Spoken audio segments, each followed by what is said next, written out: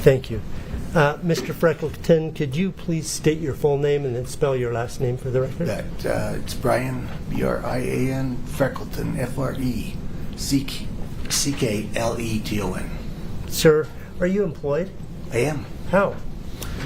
I own a little firm called Freckleton Financial Group, and we are involved in insurance and investments. Mr. Freckleton, I'm sorry to ask you. Will you pull that microphone a little closer to you? Sure. Thank you, sir. It's the first time somebody's told me I was talking too low. You do have a low voice, so we got to project out to the very reaches of this room. Okay. Thank you, sir. Do you know a person by the name of Eric Richins I do. and Kouri Wright? I do. How do you know them?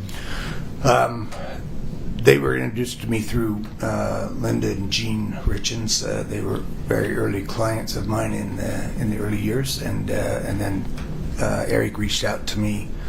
I think it was 2007.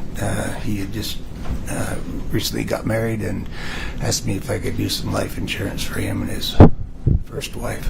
Okay. Now you mentioned that situation. Did he buy some insurance from you at that time? Yes. On himself? And his wife. Okay. And that was in 2007? Right. Okay. Did you subsequently come to know Kouri Richins? Yes. Have you met her before? Yes. On more than one occasion? Yes. Okay. Now, are you familiar with C&E Masonry? I am. And did you do work for C&E Masonry? I did. Okay. Are you familiar with the term buy-sell agreement? I am. Could you briefly explain to the jury what a buy-sell agreement is? We don't have to go into great detail, but we're dealing here with a partnership, is that right? Yes. C&E is a partnership, Eric and Kouri? Yes. And so what is a buy-sell agreement? A buy-sell agreement is an agreement that one or two or more partners will put together to protect from the partners dying, retiring, becoming disabled. It's a document that allows them to be bought out, usually of that partnership. In the case of this one, it was called a cross-purchase agreement, and the way it's set up is that we take. So Go ahead. I'm sorry. transitioned into, in this case, so did you help put together parts of a buy-sell agreement that involved Kouri, Wright, and Eric? Yes. Okay. So, in this situation, go ahead and explain what that buy-sell agreement did for Okay. Eric and Kouri. In context with those two. Yes. Yeah.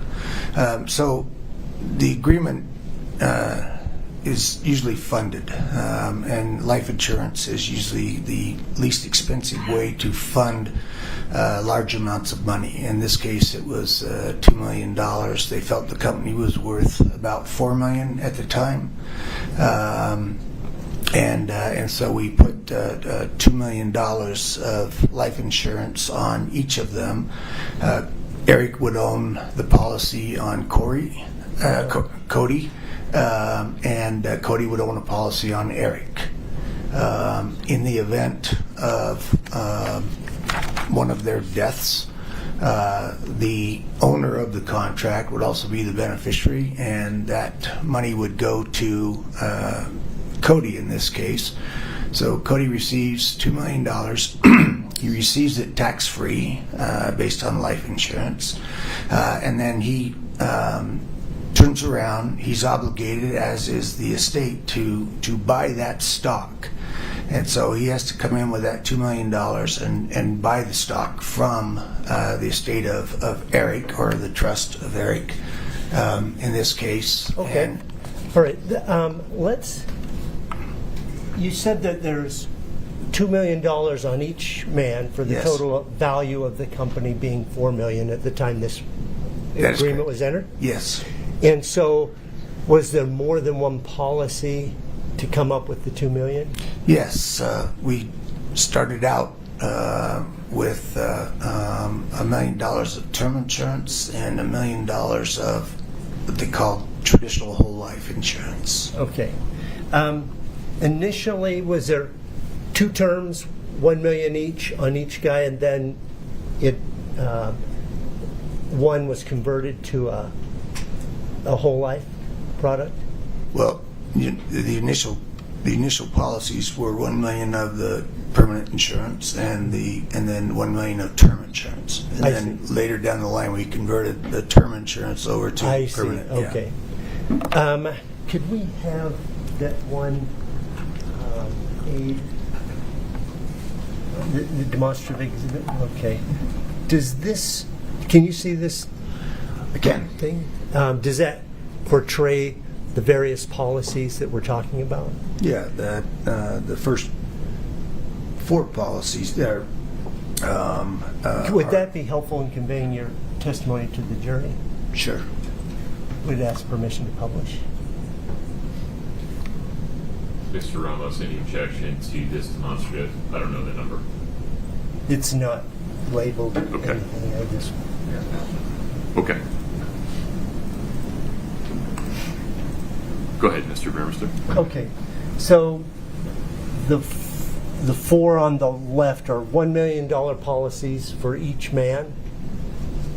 Yes, the starting from the left, going to the right. Yes. Okay, and then the second policies are later converted into whole life policies. Yeah. Those 2 in the middle were term insurance policies, and they were converted over to the last 2 to the right. I see. And so these policy numbers, the first 2 digits, 1-4, represent one type of product, and then the 1-6 in the whole life represents that they were whole life products? The policy numbers don't necessarily reflect the type of I life see. insurance policy, but the policy numbers that you have there are correct. Okay. All right. So there's one policy I would like to focus in on. Just went away. Could we have that back again? I'm not sure what happened. Okay. On the lower right-hand corner, there's 16735-141. Yes. Okay. Do you have some sort of notice system or portal or something that New York Life contacts you as an agent? We have a portal system, and in that portal system is what we call alerts. It allows us to see if what clients may have done or confirmations of things we've done for our clients that got done. If money comes in, it tells us that. If the beneficiaries have been changed, or check-o-matics, or banks, or stuff like that, it tells me that. So on January 1st of 2022, did you receive an alert? I did. Okay. Can you tell us what the alert was to you? Yes, it was an alert that the policies on Eric and Kouri, the beneficiary had been attempted to be changed. Okay. And so what did you do about that? Well, I called both Kouri and Eric, and both of them went to message like usual. They were very busy guys and hard to get a hold of. And so we got a notice that someone that they had changed tried to change the beneficiaries of the policies, and I called them. And Do you remember today who had been changed to Well, yeah, the beneficiary had been changed to Kouri Richins From? well, in this case, it was from Eric. Okay, all right. And to be clear, so Eric is a beneficiary, so in this type of policy, he's the owner? He is the owner. Okay, and so it was actually insurance on the life of Kouri Wright? That's correct. Okay. And so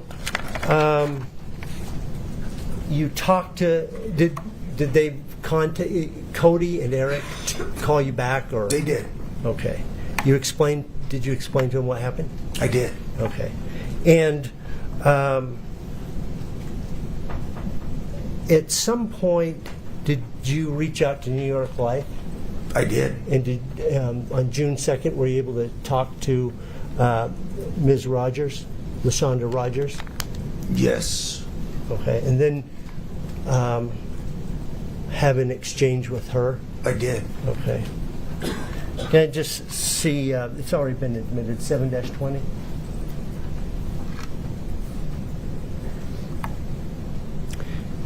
Is this the email chain that you had with LaShonda Rogers?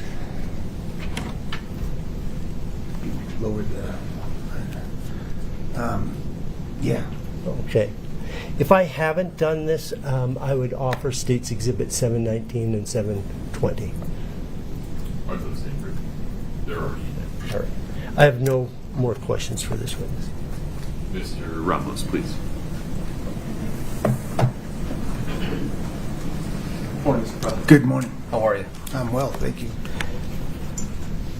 You indicated that you had set up these life insurance policies for Mr. Wright and Mr. Richins, correct? Correct. Do you recall when you had set up the one for Eric, approximately? The year? Which one? This one. That's it. Having to do with the buy-sell? Yeah, correct. Yeah, I think it was. Or how about this? Yes. Anything with New York Life? Maybe we'll just start there. Well, there was a policy put on Eric in 2007. Okay. It was $500,000 in term insurance. And when would this one have been started, this buy-sell? I believe the buy-sell was done started in 2020, I'm going to show you. I guess. Okay, I'm going to show you a document. Maybe that'll refresh your recollection. Please. All right. If we could pull up, just for the witness, Your Honor, 1048. Yep. Yeah, we'll just see if he recognizes it. If we could, yeah, it's perfect. Thank you so much. Leave these on. Counsel. Do you recognize this? And we could scroll down. Yes. Okay, and then at the very top there, sorry, go back. You're included in that email, or your name comes up, correct?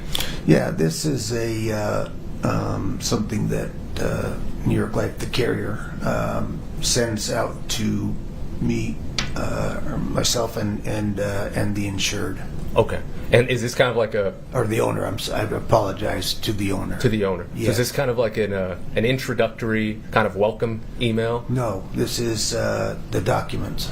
Okay, perfect. Yeah. Now, this is on Mr. Richins, correct?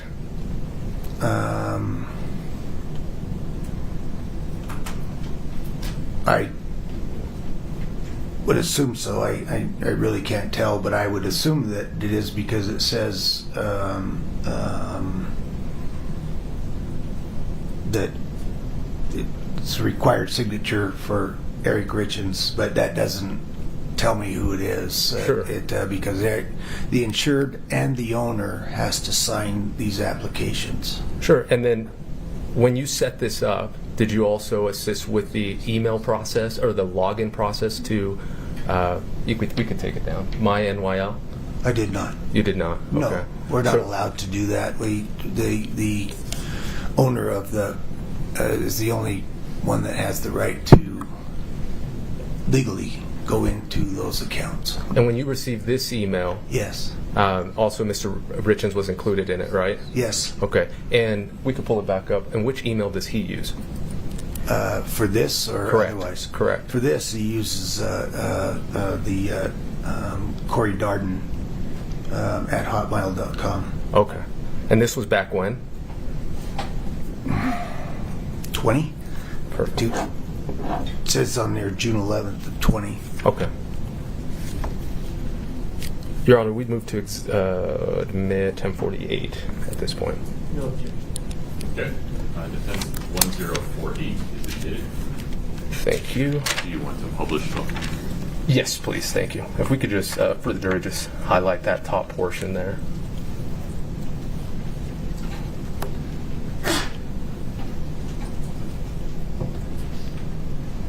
All right, and my only other question, I'm not sure if you know the answer to this. Okay. Are you familiar with the client IDs for Mr. Richins as well as Mr. Wright? I know they have them, but I couldn't even come close. Understood. Yes. In your conversations with Yes. Miss Rogers, we saw some email communication, correct? Yes. Did you receive anything at all related to the IP address or the client IDs used? Yes. Do you recall, if I show you, I'm going to show you an image, let me know if you recall it, okay? Okay. Sounds good. Can we pull that one up, please? Just for the witness, Judge and counsel. 1046. Yes, thank you. If we could call it out, and we'll scroll through it. Yeah. If you Just could- let me know if you end up, I'm sure it's in a different format with all these, but just let me know if you recall seeing this. It's about 3 pages long. This was. Yeah. I mean, this is the email that I literally requested. Perfect. Yeah. And so if we could go to page 2, and if we could just kind of call out that left column that doesn't look like the matrix. And do you see that right there? I do. And do you recognize that policy number? Where do you have? Oh, there. I don't recognize it, but I will assume that it's the one on one of the two. Right, and that's the reason you were calling, as you indicated, the document you were requesting, correct? Yeah. Okay. And Yes. to the left of that, it says policy owner, and to the left of that, it has a client ID. Seeing that, do you recall whose client ID that is? I don't know. That's fine. I apologize. I see a lot of client ID. I would numbers. imagine. Yeah. No problem. Judge, at this point, we'd move to admit 1047.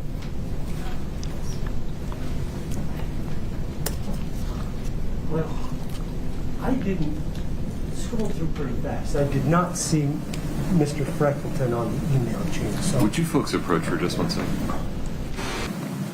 Mr. Freckleton, Sure. in reviewing this document, is this the document that you requested or that you received?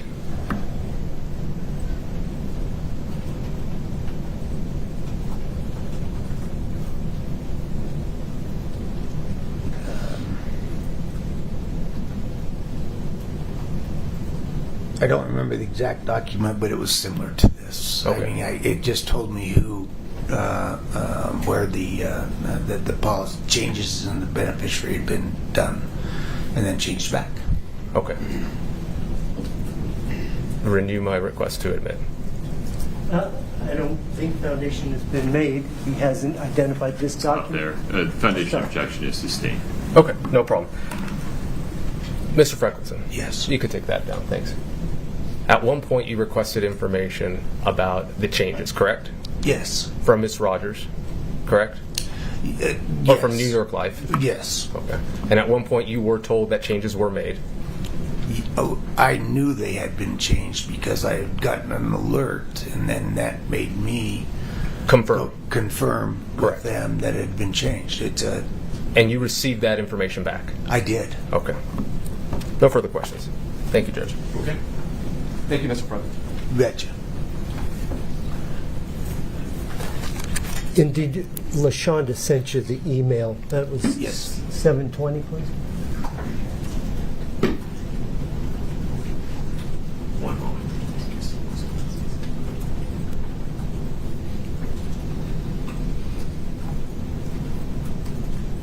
Isn't this here the That's more like what I you got? received. Okay. Yeah. And Pause, I'm sorry, did you want to show that to the jury? yes, please. Okay.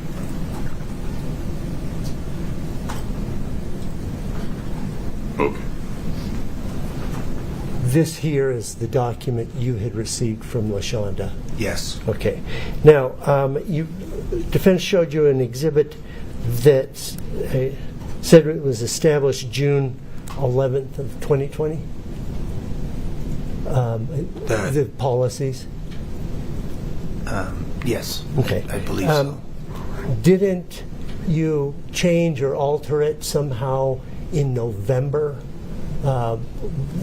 in conjunction with Ms. Bowman Carter? Which included Policies. well, changed it in. There's suddenly a trust involved. Yes. Okay. Yes. That's okay. I just wanted Okay. All right. Thank you. Uh-huh. Mr. Ramos, No further questions. Thank you, Judge. may this witness be released, counsel? Yes, please. You're on. He could be subject to recall, Judge. He could not be. You're free to go today. You may need to be recalled by defense counsel. We'll give you some notice. Okay. In the meantime, please don't talk to anybody about the case. Please don't watch any coverage of the case. Okay. All right. You got it. Thank you, sir. You're You free bet. to go. Do you mind taking that with you? Thank you, sir. Mr. Blunt.